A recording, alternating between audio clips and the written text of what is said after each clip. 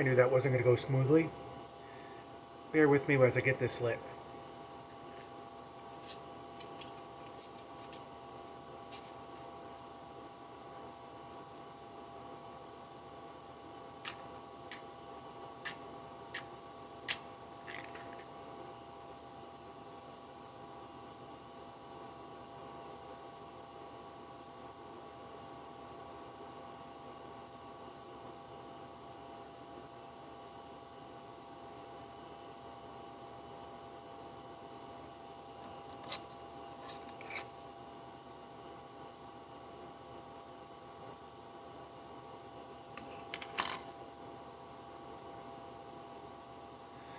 Hello, YouTube.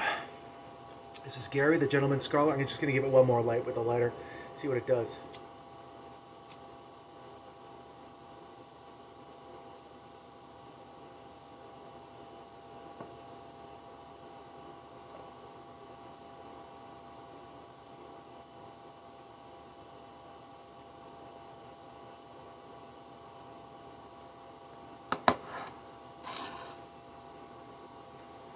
I've been putting this video off for about a week now because it's kind of important to me. And of course, if it's something feels like it's gonna be like work, of course I shy away from it because I'm a lazy shit. Let's just put it that way. I'm a procrastinator. Or I try to hide the truth.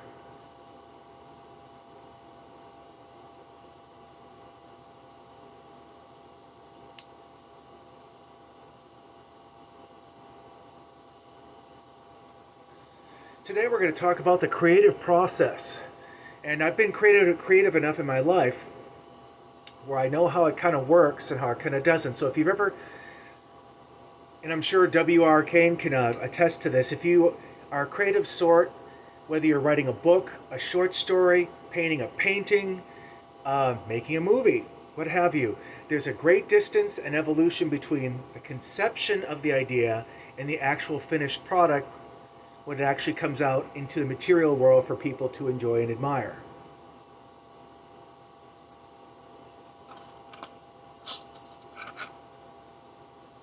Once upon a time I wrote a novel, and I experienced this.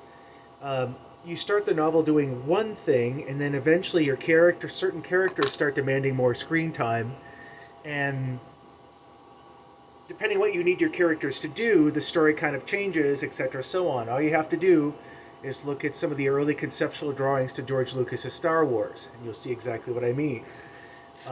Same with another easy example, Back to the Future. Marty was supposed to go back in time in like this refrigerator-like device, but that had to be nixed because, well, they didn't want kids locking themselves in refrigerators. Also, he was supposed to get back to the future by dint of a nuclear explosion to prevent the 1.21 gigawatts of power that was needed to break the time barrier. Excuse me.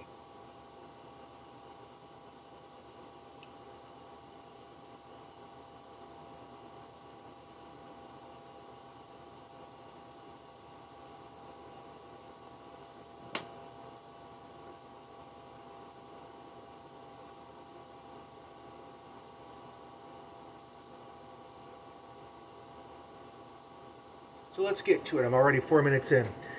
The only really creative thing I do on a regular basis is the yearly Christmas card. I'm a big letter writer. I like to write letters, and back in the 90s, I couldn't find any Christmas cards that I liked, so I started making my own, based on my own pop culture obsessions and whatnot.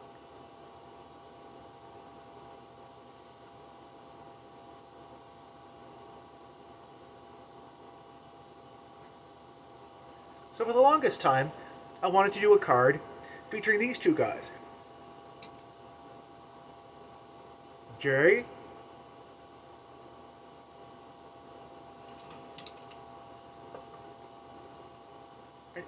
and Silent Bob. Jay and Silent Bob from Kevin Smith movies, if you've ever seen Clerks, ever seen Mallrats. They do a cameo in Chasing Amy. Jay and Silent Bob Strike Back, Dogma, all of these movies. They're two stoner buddies that get into all these hilarious, madcap, zany misadventures, and there's a lot of foul language in it, and a lot of drug use references, like Cheech and Chong, but still, they're pretty damn funny. And I love the films of Kevin Smith.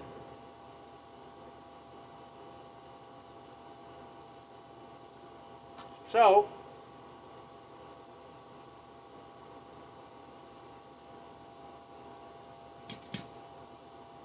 wanted to be in a Christmas card.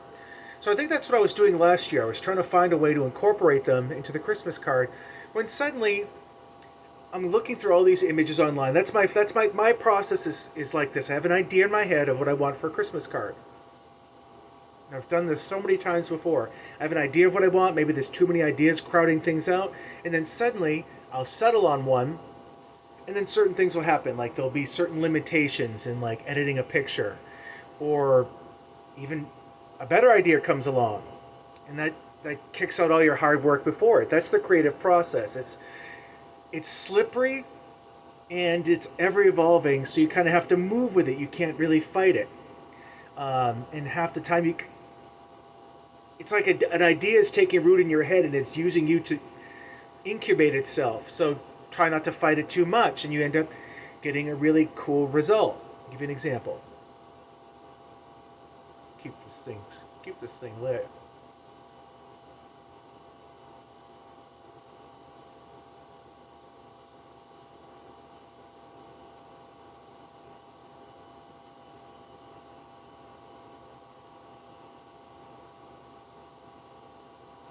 Pretty tasty.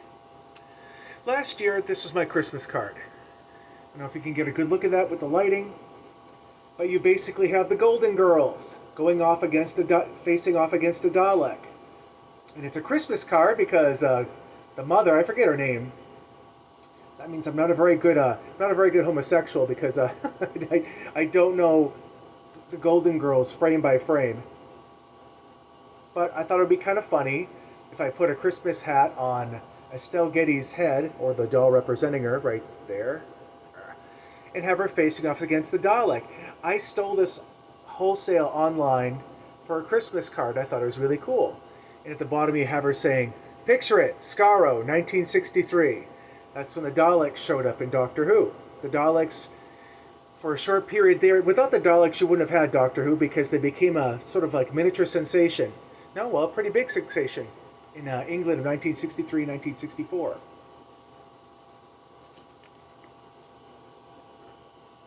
So I found a Dalek picture online and then just typed this stuff out. Thank you for being a friend, and a Christmas wish on the back, and that became my Christmas card.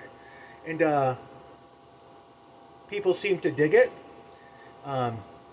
So that's cool. Well, this year I wanted to celebrate. Beg your pardon.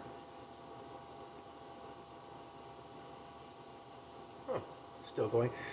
This year, 2023, is going to be the 60th anniversary of Doctor Who.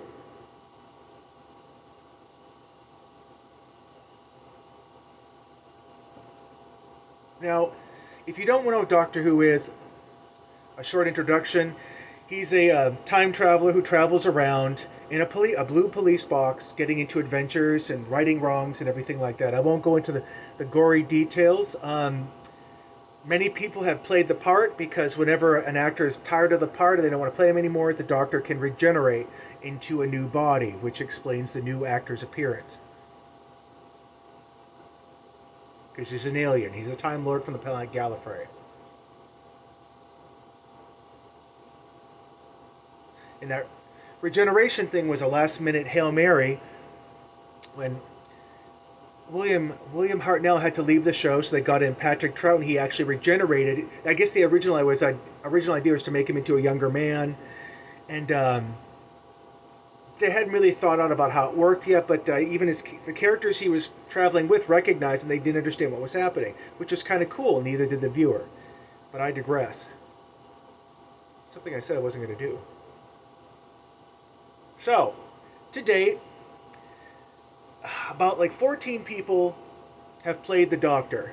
The most popular one being Tom Baker. And of course, do I have a picture of him? Of course I don't. But he's the guy with the floppy hat, the curls, and the big scarf. Which everyone, if you even have a glancing familiarity with Doctor Who, that's the Doctor you'll remember. Doctor 4, Tom Baker.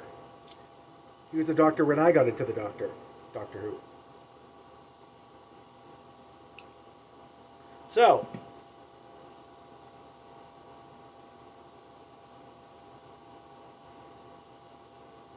We just finished having our first female doctor, Jodie Whittaker, and she was to date has been the only female to play the Doctor. It's been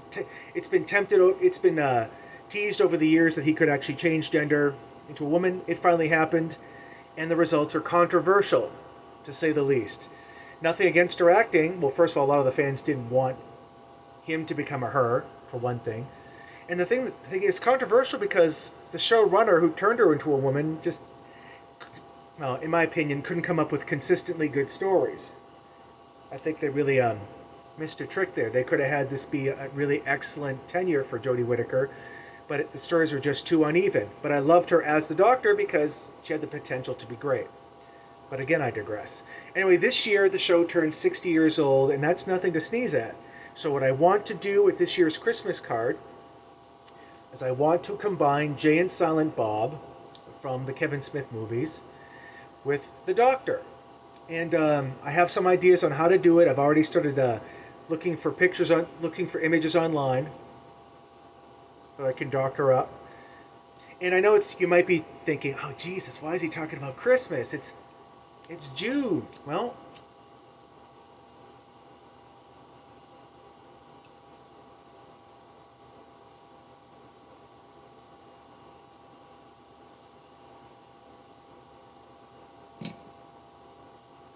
time passes quickly, lads. Christmas will be here before you know it, in 6 months' time. So I've got to get the pictures together. I have to do the editing stuff online. I'm nowhere as decent with that as Holy Smoking Padre, so I kind of have to feel around through it. Get the image, and then I go to Vistaprint, and I have them print up the final picture as my Christmas card. And I won't tell you the idea of the card because I want to play to Jay and Silent Bob's strengths as well as the Doctor's strengths. But I want to get all the different actors who played the Doctor over the years into the reveal card, whether the other side or whether you open up the card and you see them. And of course the TARDIS, his time and relative dimensions in space box, featured. The reason why it looks like a police box is because a TARDIS is supposed to look like anything. It has a chameleon circuit. What? Damn it, can't keep her lit. But early on in the show's history, like the very first episode, it stayed stuck in the police box configuration, which back in 1963 you still saw police boxes in the United Kingdom. They're a box where basically a policeman could go and make a call about something that was going down. He could also, if he had some sort of prisoner or something like that he wanted to bring to the station, he could lock them in the box until he could retrieve them later and bring them to the station for questioning or what have you. So that's the idea behind a police box. And much like Back to the Future made a DeLorean iconic, Doctor Who has made the blue British police box iconic. And when I started going to Glasgow once upon a time, you could still see old ones still in the street. One by a St. Enoch shopping centre, I recall. One over by the Glasgow Botanical Gardens. And they even made one on Buchanan Street. They made one into a monument to celebrate the police box and Doctor Who's contribution to its iconography. But anyway, that's the creative process. You start over here with a bunch of ideas, and then certain things along the way, limitations or better ideas or other people's input, the idea begins to change, to evolve, and then suddenly you'll have something which probably only barely resembles what it started out with, which is fine. That's how ideas change. That's how evolutions happen. So I have to say, I had no idea that I was going to have the Golden Girls in action figure form. And yes, those are actual action figures, because they actually do have Golden Girl action figures, because why not? God bless America. As well as Jay and Silent Bob action figures. I thought about doing that with Jay and Silent Bob. I may yet still. I'll see how it goes. Because I kind of want to incorporate a Christmas story. Someone licking a metal pole. We all know how, if you've ever seen A Christmas Story, Flick gets dared to lick a metal pole in the dead of winter, and we all know what happens then. It happened to him, and hilarity ensued at this poor boy's misfortune. So yeah, that's my idea for Christmas, and that's the creative process.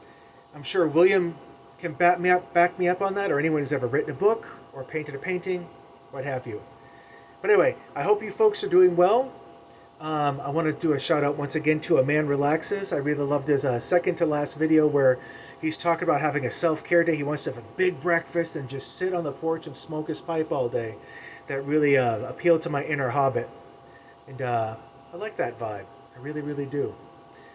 I hope all is going well with you. I hope you're enjoying your summer. Take care of yourselves, my friends. Cheers.